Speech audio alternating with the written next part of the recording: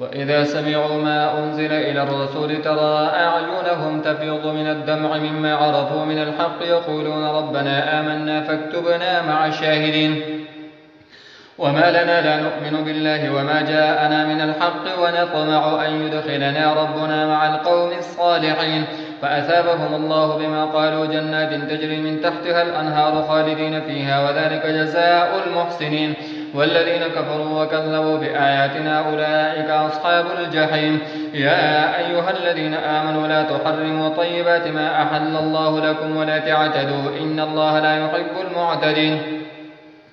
وكلوا مما رزقكم الله حلالا طيبا واتقوا الله الذي أنتم به مؤمنون. لا يؤاخذكم الله باللغو في أيمانكم ولكن يؤاخذكم بما عقدتم الأيمان فكفارته إطعام 10 مساكين من أوسط ما تطعمون أهلكم أو كسوتهم أو تحرير رقبة فمن لم يجد فصيام 3 أيام ذلك كفارة أيمانكم إذا حلفتم واحفظوا أيمانكم كذلك يبين الله لكم آياته لعلكم تشكرون. يا أيها الذين آمنوا إنما الخمر والميسر والأنصاب والأزلام رجس من عمل الشيطان فاجتنبوه لعلكم تفلحون. إنما يريد الشيطان أن يوقع بينكم العداوة والبغضاء في الخمر والميسر ويصدكم عن ذكر الله وعن الصلاة فهل أنتم منتهون. وأطيعوا الله وأطيعوا الرسول واحذروا فإن توليتم فاعلموا أنما على رسولنا البلاغ المبين. ليس على الذين آمنوا وعملوا الصالحات جناح فيما طعموا إذا ما اتقوا وآمنوا وعملوا الصالحات ثم اتقوا وآمنوا ثم اتقوا وأحسنوا والله يحب المحسنين. يا أيها الذين آمنوا ليبلونكم الله بشيء من الصيد تناله أيديكم ورماحكم ليعلم الله من يخافه بالغيب فمن اعتدى بعد ذلك فله عذاب أليم. يا أيها الذين آمنوا لا تقتلوا الصيد وأنتم حرم ومن قتله منكم متعمدا فجزاء مثل ما قتل من النعم يحكم به ذوى عدل منكم هدي بالغ الكعبة أو كفارة طعام مساكين أو عدل ذلك صياما ليذوق وبال أمره عفى الله عما سلف ومن عاد فينتقم الله منه والله عزيز ذو انتقام. أحل لكم صيد البحر وطعامه متاعا لكم وللسيارة وحرم عليكم صيد البر ما دمتم حرما واتقوا الله الذي إليه تحشرون. جعل الله الكعبة البيت الحرام قياما للناس والشهر الحرام والهدي والقلائد ذلك لتعلموا أن الله يعلم ما في السماوات وما في الأرض وأن الله بكل شيء عليم. اعلموا أن الله شديد العقاب وأن الله غفور رحيم. ما على الرسول إلا البلاغ والله يعلم ما تبدون وما تكتمون. قل لا يستوي الخبيث والطيب ولو أعجبك كثرة الخبيث فاتقوا الله يا أولي الألباب لعلكم تفلحون. يا أيها الذين آمنوا لا تسألوا عن أشياء إن تبد لكم تسؤكم وإن تسألوا عنها حين ينزل القرآن تبد لكم عفى الله عنها والله غفور حليم. قد سألها قوم من قبلكم ثم أصبحوا بها كافرين. ما جعل الله من بحيرة ولا سائبة ولا وصيلة ولا حام ولكن الذين كفروا يفترون على الله الكذب وأكثرهم لا يعقلون. وإذا قيل لهم تعالوا إلى ما أنزل الله وإلى الرسول قالوا حسبنا ما وجدنا عليه آباءنا أولو كان آباؤهم لا يعلمون شيئا ولا يهتدون. يا أيها الذين آمنوا عليكم أنفسكم لا يضركم من ضل إذا اهتديتم إلى الله مرجعكم جميعا فينبئكم بما كنتم تعملون. يا أيها الذين آمنوا شهادة بينكم إذا حضر أحدكم الموت حين الوصية 2 ذوى عدل منكم أو آخران من غيركم إن أنتم ضربتم في الأرض فأصابتكم مصيبة الموت تحبسونهما من بعد الصلاة فيقسمان بالله إن ارتبتم لا نشتري به ثمنا ولو كان ذا قربى ولا نكتم شهادة الله إنا إذا لمن الآثمين. فإن عثر على أنهما استحقا إثما فآخران يقومان مقامهما من الذين استحق عليهم الأوليان فيقسمان بالله لشهادتنا أحق من شهادتهما وما اعتدينا إنا إذا لمن الظالمين. ذلك أدنى أن يأتوا بالشهادة على وجهها أو يخافوا أن ترد أيمان بعد أيمانهم واتقوا الله واسمعوا والله لا يهدي القوم القوم الفاسقين. يوم يجمع الله الرسل فيقول ماذا أجبتم قالوا لا علم لنا إنك أنت علام الغيوب. إذ قال الله يا عيسى ابن مريم اذكر نعمتي عليك وعلى والدتك إذ أيدتك بروح القدس تكلم الناس في المهد وكهلا وإذ علمتك الكتاب والحكمة والتوراة والإنجيل وإذ تخلق من الطين كهيئة الطير بإذني فتنفخ فيها فتكون طيرا بإذني وتبرئ الأكمه والأبرص بإذني وإذ تخرج الموتى بإذني وإذ كففت بني إسرائيل عنك إذ جئتهم بالبينات فقال الذين كفروا منهم إن هذا إلا سحر مبين. وإذ أوحيت إلى الحواريين أن آمنوا بي وبرسولي قالوا آمنا واشهد بأننا مسلمون. إذ قال الحواريون يا عيسى ابن مريم هل يستطيع ربك أن ينزل علينا مائدة من السماء قال اتقوا الله إن كنتم مؤمنين. قالوا نريد أن نأكل منها وتطمئن قلوبنا ونعلم أن قد صدقتنا ونكون عليها من الشاهدين. قال عيسى بن مريم اللهم ربنا أنزل علينا مائدة من السماء تكون لنا عيدا لأولنا وآخرنا وآية منك وارزقنا وأنت خير الرازقين. قال الله إني منزلها عليكم فمن يكفر بعد منكم فإني أعذبه عذابا لا أعذبه أحدا من العالمين. وإذ قال الله يا عيسى ابن مريم أأنت قلت للناس اتخذوني وأمي إلهين من دون الله قال سبحانك ما يكون لي أن أقول ما ليس لي بحق إن كنت قلته فقد علمته تعلم ما في نفسي ولا أعلم ما في نفسك إنك أنت علام الغيوب. ما قلت لهم إلا ما أمرتني به أن اعبدوا الله ربي وربكم وكنت عليهم شهيدا ما دمت فيهم فلما توفيتني كنت أنت الرقيب عليهم وأنت على كل شيء شهيد. إن تعذبهم فإنهم عبادك وإن تغفر لهم فإنك أنت العزيز الحكيم. قال الله هذا يوم ينفع الصادقين صدقهم لهم جنات تجري من تحتها الأنهار خالدين فيها أبدا رضي الله عنهم ورضوا عنه ذلك الفوز العظيم. لله ملك السماوات والأرض وما فيهن وهو على كل شيء قدير. بسم الله الرحمن الرحيم. الحمد لله الذي خلق السماوات والأرض وجعل الظلمات والنور ثم الذين كفروا بربهم يعدلون. هو الذي خلقكم من طين ثم قضى أجلا وأجل مسمى عنده ثم أنتم تمترون.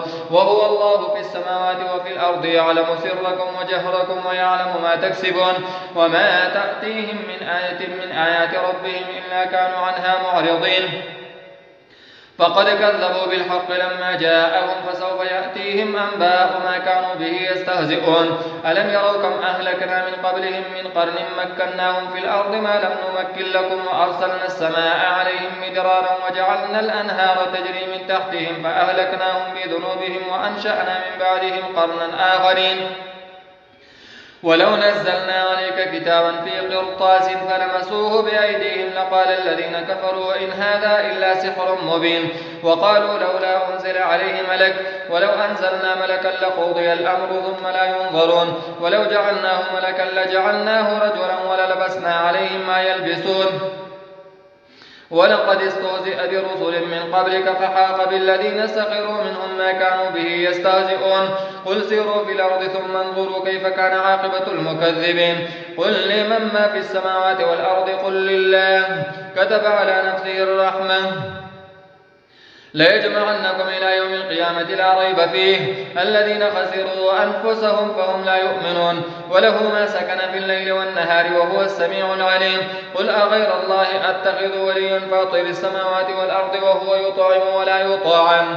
قل إني أمرت أن أكون أول من أسلم ولا تكونن من المشركين. قل إني أخاف إن عصيت ربي عذاب يوم عظيم. من يصرف عنه يومئذ فقد رحمه وذلك الفوز المبين.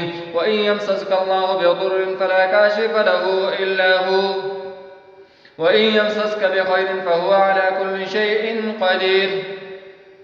وهو القاهر فوق عباده وهو الحكيم الخبير.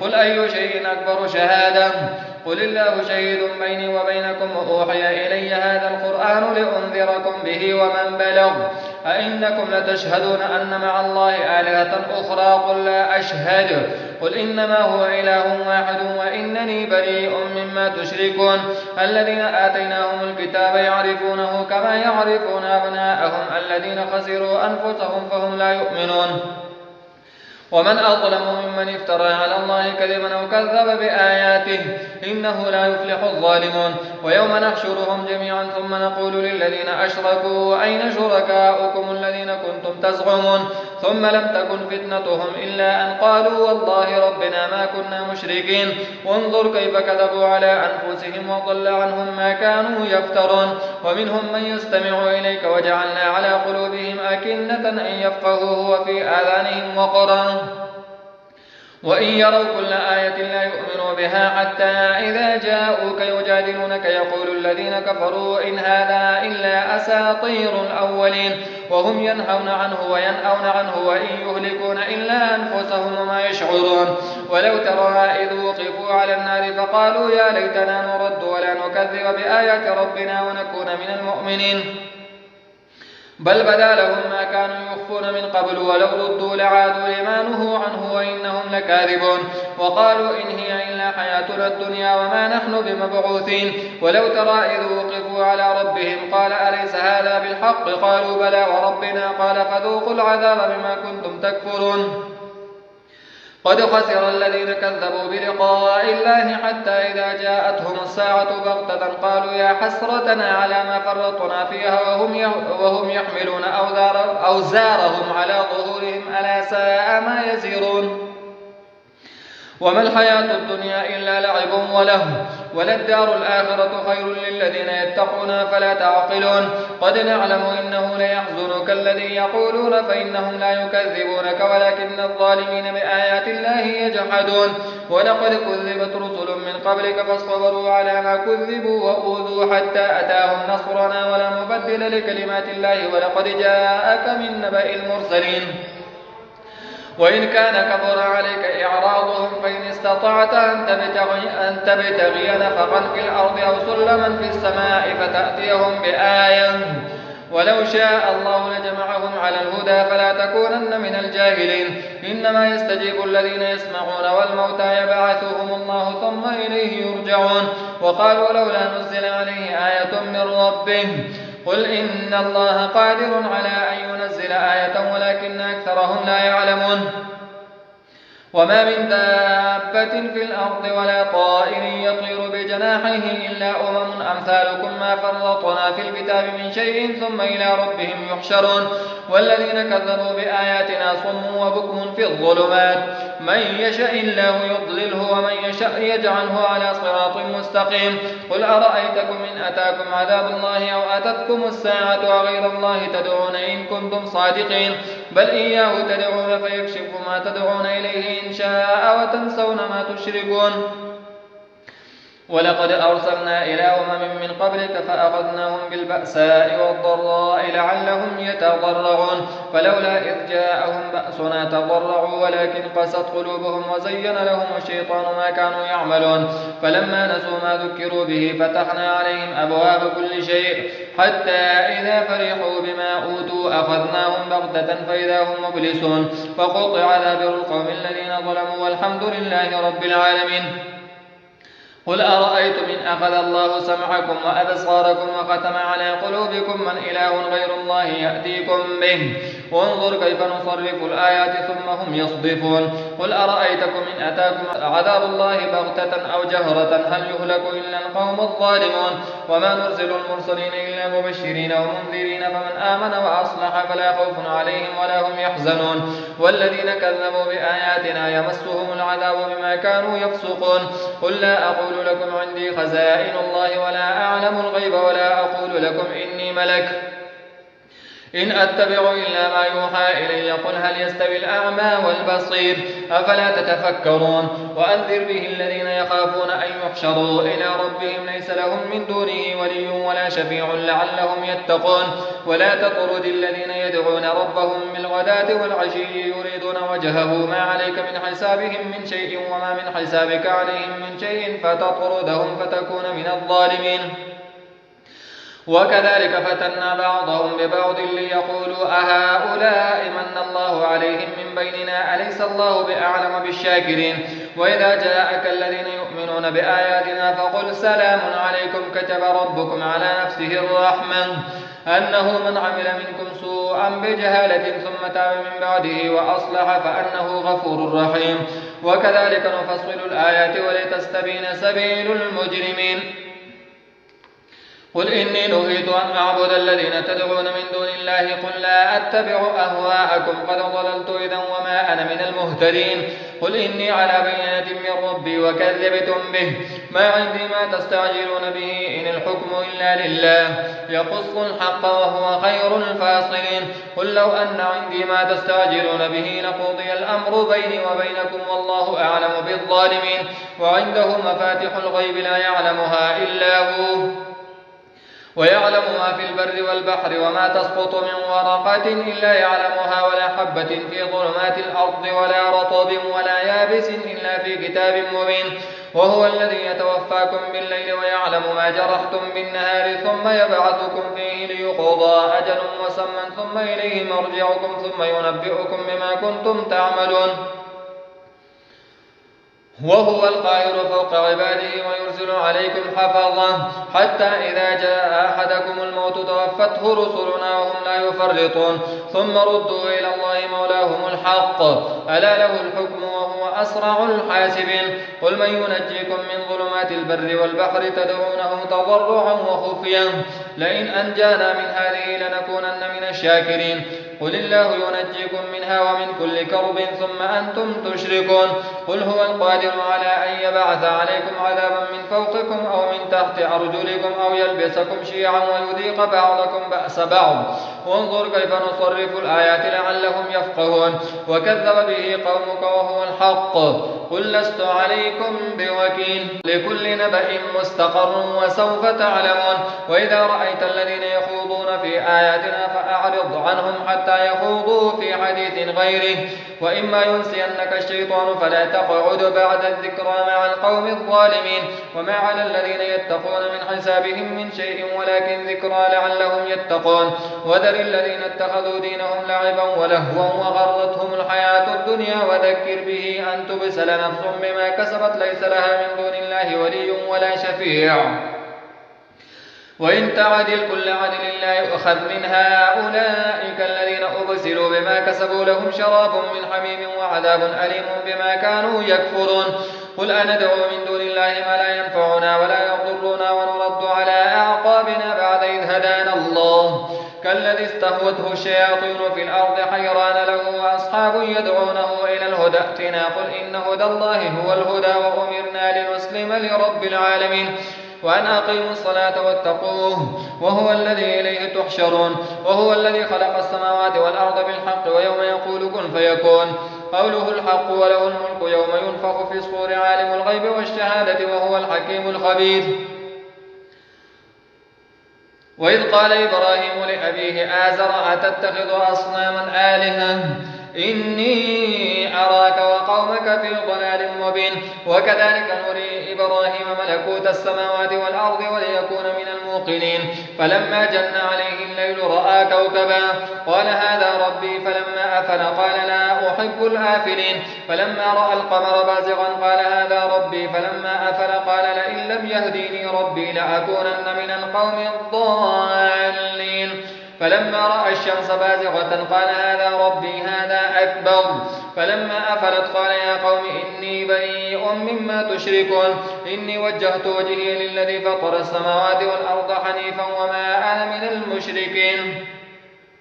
وحاجه قومه قال تحاجوني في الله وقد هدان ولا أخاف ما تشركون به إلا أن يشاء ربي شيئا وسع ربي كل شيء علما أفلا تتذكرون. وكيف أخاف ما أشركتم ولا تخافون أنكم أشركتم بالله ما لم ينزل به عليكم سلطانا فأي الفريقين أحق بالأمن إن كنتم تعلمون. الذين آمنوا ولم يلبسوا إيمانهم بظلم أولئك لهم الأمن وهم مهتدون.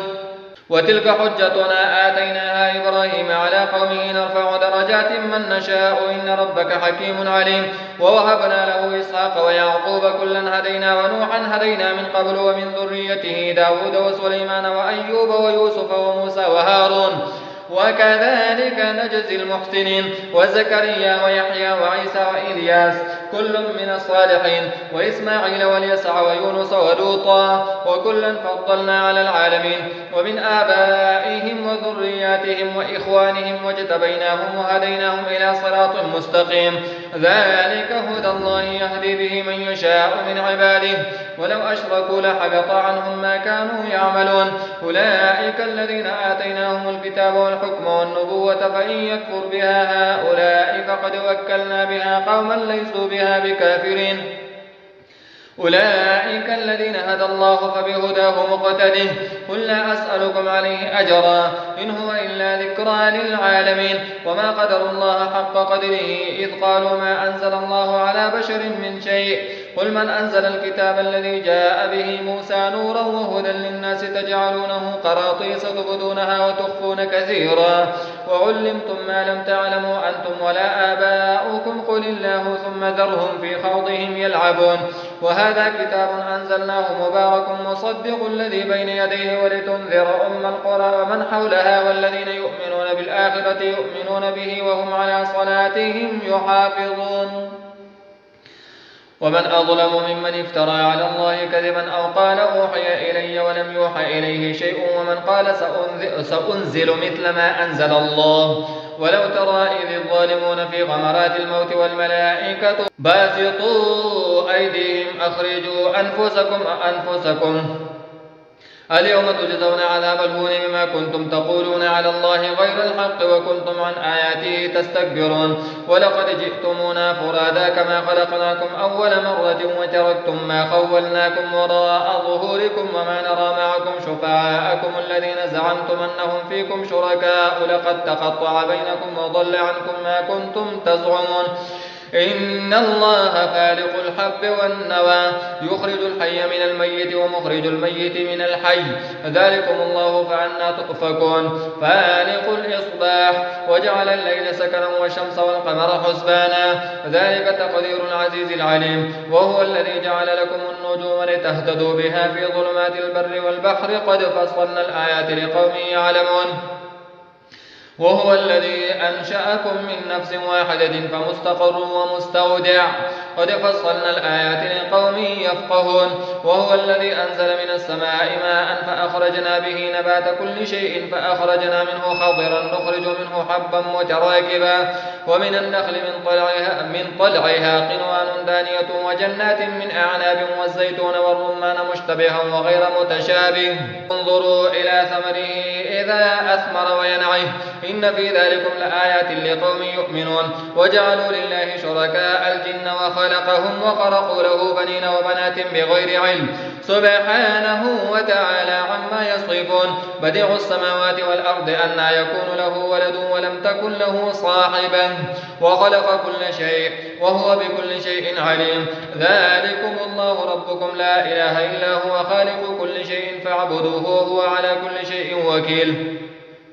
لا تدركه الأبصار وهو يدرك الأبصار وهو اللطيف الخبير. قد جاءكم بصائر من ربكم فمن أبصر فلنفسه ومن عمي فعليها وما أنا عليكم بحفيظ. وكذلك نصرف الآيات وليقولوا درست ولنبينه لقوم يعلمون. اتبع ما أوحي إليك من ربك لا إله إلا هو وأعرض عن المشركين. ولو شاء الله ما أشركوا وما جعلناك عليهم حفيظا وما أنت عليهم بوكيل. ولا تسبوا الذين يدعون من دون الله فيسبوا الله عدوا بغير علم كذلك زينا لكل أمة عملهم ثم إلى ربهم مرجعهم فينبئهم بما كانوا يعملون. وأقسموا بالله جهد أيمانهم لئن جاءتهم آية ليؤمنن بها قل إنما الآيات عند الله وما يشعركم أنها إذا جاءت لا يؤمنون. ونقلب أفئدتهم وأبصارهم كما لم يؤمنوا به أول مرة ونذرهم في طغيانهم يعمهون.